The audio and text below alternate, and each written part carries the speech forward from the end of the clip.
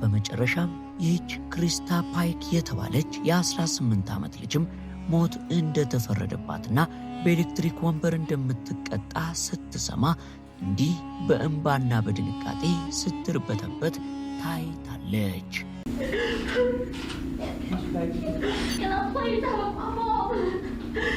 ሰላም ውድ የሉሲ ቲፕስ ቤተሰቦች፣ ጊዜው በፈረንጆቹ ጃንዋሪ 1995 ነበር። በአሜሪካዋ ቴነሲ ግዛት ኖክስቪል ከተማ ውስጥ የሚገኘው የአግሪካልቸራል ዩኒቨርሲቲ ቅጥር ግቢ በቅዝቃዜና በጭጋጋማ አየር ተሸፍኗል። ሁለት ባልና ሚስት ጥንዶችም የጠዋት ስፖርታቸውን ለመስራት ትጥቃቸውን ታጥቀው በጎዳናው ላይ ዱብዱባቸውን ጀምረዋል።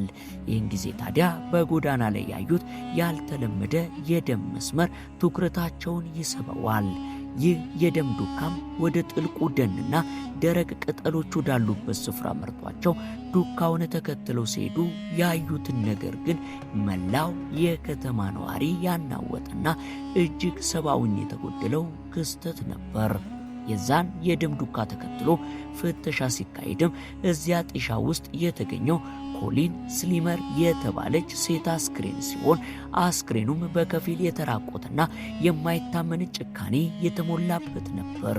ይህ ግድያ ተራ ዝርፊያ ወይም የድንገተኛ አደጋ ውጤት ሳይሆን ይልቅስ እጅግ የተቀነባበረ ከፍተኛ ጥላቻና ጭካኔ የተሞላበትና ምናልባትም በክፉ መንፈስ አምልኮ የታጀበ የሚመስል ድርጊት ነበር።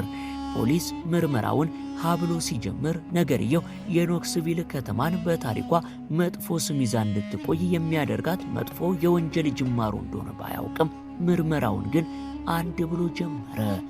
በዘጠናዎቹ አጋማሽ ኖክስቪል በታዋቂው የቴነሲ ዩኒቨርሲቲ በተማሪዎች የምትታወቅ ሰላማዊ ከተማ የነበረች ቢሆንም በ1995 አካባቢ ግን ከተማዋ ይዘቷንና መልካም ስሟን ቀይራ ወንጀለኞች የሚመሸጉባት ከተማ ትሆን ጀመር። ታዲያ በዚህ በተረበሸ ድባብ ውስጥ ነበር የእነዚህ አራት ዩኒቨርሲቲው ተማሪዎች ታሪክ የሚጀምረው። በአንድ የክረምት ምሽት እነዚህ አራት ተማሪዎች ከዶርም ወጥተው ቢሄዱም በሰላም የተመለሱት ግን ሶስቱ ብቻ ሲሆኑ ነገሩ እንዲህ ነው። ይህች ክሪስታ ፓይክ የተባለች የ18 ዓመት ወጣት በፈረንጆቹ 1976 ብትወለድም ሕይወት ግን ገና በጠዋቱ ፊቷን አዙራባት የነበረ ሲሆን እናቷ በአልኮል ሱስ የተጠመደች፣ አባቷ ደግሞ የሌለ በመሆኑ ያደገችው በአያቷ እጅ ነበር። አያቷ ሲሞቱ ግን ሕይወቷ ለባሰ አደጋ በመጋለጡ ወደ እናቷ ከተመለሰች በኋላ በእጽ ሱስ ተጠምዳ እስከ ስርቆት ድረስ ለመድረስ ትገደዳለች። ታዲያ ወደዚች ከተማ የመጣችውም ሕይወቷን ለመለወጥና የነርሲንግ ትምህርት ለመማር የነበረ ቢሆንም በዩኒቨርሲቲ ውስጥ ግን በትምህርቷ ፋንታ የተለያዩ ፍላጎቶች ላይ አተኮረች። በዚያም ቆይታዋ ታዳሪል የተባለው ወጣት ያገኘች ሲሆን ታዳሪልም ከሜምፊስ የመጣና እሱም ልክ እንደ ክሪስታ ሁሉ በቀደመው ሕይወቱ ከድህነትና ከጋንግ ቡድን አባልነት የመጣና ለሰይጣናዊ አምልኮ ከፍተኛ ፍላጎት የነበረው አይነት ሰው ሲሆን ክሪስታና ታዳሪልም በፍጥነት ተቀራርበው በመካከላቸው ከፍተኛ ቀረቤታና ወዳጅነት ቢፈጠርም በመካከላቸው የነበረው ፍቅር ግን በግርግር በጭካኔና በሰይጣናዊ አስተሳሰቦች የተሞላ ነበር። በእነዚህ ሁለት ወጣቶች ዙሪያ ደግሞ ሻዳላ ፒተርሰን የተባለች ሌላ ጓደኛ ያለቻቸው ሲሆን እነዚህ ሶስቱ ጓደኛ ማቾች ግን በአንድ ላይ ሆነው ከማንም ጋር የማይቀላቀሉና ሚስጥራዊ የሆነ ቡድን ይመሰርታሉ። በዶርም ውስጥም ያለው ሕይወታቸው በውጥረት የተሞላ የነበረ ሲሆን ክሪስታ በታዳሪል ላይ ያላት ፍላጎት እጅግ የበዛና የኔ ብቻ ነው በሚል እልህ የተሞላበት ፍላጎት ስለነበራት ማንም ሰው በመካከላቸው እንዲገባም ሆነ ወዳጅነታቸውን እንዲነካው አትፈልግም ነበር። ታዲያ በዚህ መካከል ነበር አዲሷ ጓደኛቸው ኮሊን ስሊመር በክሪስታ አይን ውስጥ እንደ ጠላት በጎሪጥ መታየት የጀመረችው። ኮሊን ከፍሎሪዳ የመጣች በኮምፒውተር ቴክኖሎጂ ትምህርቷ የምትተጋና ከማንም ጋር ግጭት የሌላት ልጅ የነበረች ሲሆን ክሪስታ ግን ኮሊን ታዳሪልን ለማማለል እየሞከረች እንደሆነና በመካከላቸው ልትገባ እንደፈለገች ራሷን አሳምና ትቀበላለች። ይህም ጥርጣሬዋ ቀስ በቀስ ወደ ከፍተኛ ጥላቻ ይቀየርና ክሪስታ ወደ አላሰበችው ነገር ትገባለች። ክሪስታ በተደጋጋሚ ለጓደኞቿ ውስጤን መጥፎ ነገር እየተሰማኝ ነው፣ እሷን ልክ ለማስገባት የሆነ ነገር ማድረግ አለብኝ ትል የነበረ ሲሆን ይህ ሰይጣናዊ የውስጥ እሳቤዋ ወደ ተግባር ተቀይሮ በጃንዋሪ 12 ቀን 1995 ምሽት ላይ አንድ ክስተት ይፈጠራል። በዚያች ጥቁር ምሽት ክሪስታ ኮሊንን ኑ አብረን ሲጋራ እናጭስ በሚል ሰበብ ከዶርም ይዛት የወጣች ሲሆን ታዳሪልና ሻዳላም አብረዋቸው የነበሩ ሲሆን ካስተማማኙ የዶርም ብርሃን ርቀው ወደ ጫካ ውስጥ ሲገቡ ግን ክሪስታ ፊቷን ቀይራ ኮሊንን ፍቅረኛዋን ለመቀማት መሞከራ እንዳበሳጫት እየዛተች ታስረዳት ጀመር። ሆኖም ግን ዛቻ ብቻ በቂ ሆኖ አላገኘችውም ነበርና ወዲያውኑ የንዴት ጥቃቷን ትጀምርባት ጀመር። በሰዓቱ ድርጊቱ ዛቻና ምት ብቻ ሳይሆን ከፍተኛ ስቃይ የተሞላበት ድርጊት የነበረ ሲሆን ክሪስታ በያዘችው ስለት የኮሊንን ሰውነት ደጋግማ ጎዳችው። ይህን ጊዜም ኮሊን ለማምለጥ ስትሞክር ታዳሪል እየተከተለ ሲይዛት፣ ሻዳላ ደግሞ ማንም እንዳይመጣ አካባቢውን ትቃኝ የነበረ ሲሆን በመጨረሻም ምንም የማታውቀውን ተማሪ ሕይወቷን ቀጥፈው ያለምንም ጸጸትና ፍርሃት ወደ ዶርማቸው ይመለሳሉ።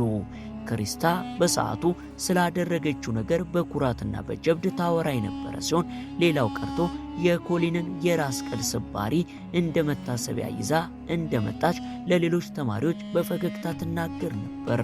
በዚህም ሳታበቃ ላላላ እያለች በመስፈንና በመደነስ ያደረገችውን ጭካኔ ስትገልጽ የሰሙት የዶርም ተማሪዎች አእምሯቸውን ማመን አቅቷቸው በፍርሃት ይመለከቷት ነበር።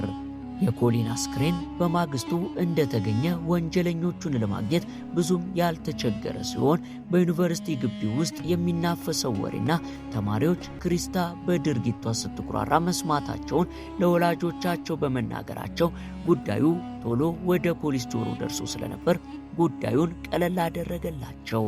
ጃንዋሪ 15 ቀን ክሪስታ፣ ታዳሪልና ሻዳላ ለጥያቄ ሲጠሩ ብዙም ሳይቆዩ ሶስቱም ድርጊታቸውን የተናዘዙ ሲሆን በተለይም ክሪስታ ምንም ደንታ ሳይሰጣት ያደረገችውን ነገር በዝርዝር ትናገራለች።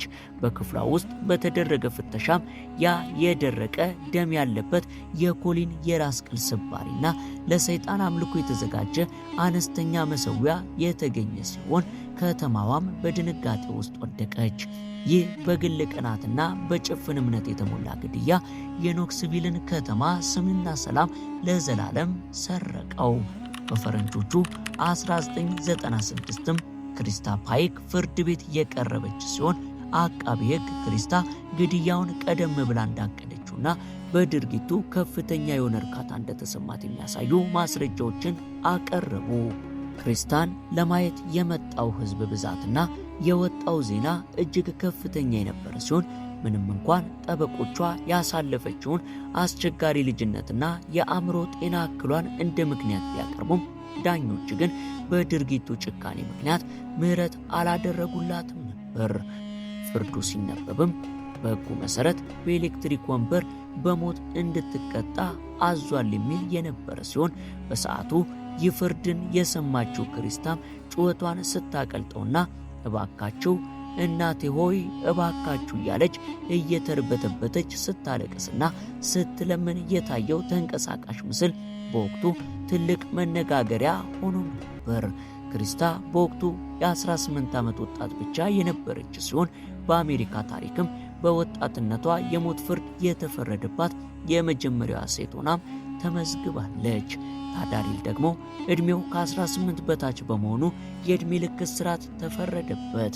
ታዲያ ክሪስታ ወደ እስር ቤት ከገባች በኋላም ቢሆን ሕይወቷ ያልተረጋጋና በተለያዩ ግጭቶች የታጀበ የነበረ ሲሆን እንደ አውሮፓውያን አቆጣጠር በ2001 ሌላ እስረኛን በጫማ ክር ለማነቅ በመሞከሯ ተጨማሪ ቅጣት ሲተላለፍባት በ2012 ደግሞ ከእስር ቤት ለማምለጥ ከእስር ቤት ጠባቂና ከግብረ አበሮቿ ጋር ስታቅድ ተይዛ ለብቻዋ እንድትታሰር ተደርጋም ነበር። ታዲያ ጨካኟ ክርስታ በተለያዩ ጊዜያት የይግባኝ ጥያቄዎችን ብታቀርብም እስካሁን ድረስ ግን በቴነሲ ግዛት የሞት ፍርድ ተፈርዶባት የሞት ቀኗን በመጠባበቅ ላይ ስትሆን የሰራሁት ድርጊት አስከፊና ተቀባይነት የሌለው መሆኑን አውቃለሁ።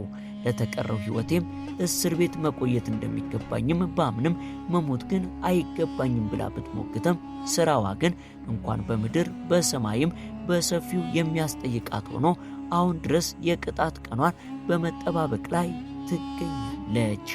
የክሪስታ ፓይክ ታሪክ ዛሬም ድረስ የአንዳንድ ሰዎችን ጭካኔ፣ ጭፍን ጥላቻንና የአሜሪካን የፍርድ ስርዓት የሚያሳይ ትልቅ ትምህርት ሆኖ ያለፈ ሲሆን ይህ ታሪክ የሚያስተምረን ነገር ቢኖር በውስጣችን የምናሳድገው ጥላቻና ቅናት በአጭሩ ካልተገታ ወዴት ሊመራን እንደሚችል ሲሆን የክሪስታ ፓይክ ፍጻሜ ምን እንደሚሆን ገና ባይታወቅም ያ ጥቁር ምሽት የፈጠረው ጠባሳ ግን ለዘላለም የማይጠፋ ሆኖ ይቀራል እያለን የዛሬን በዚያ በቃን።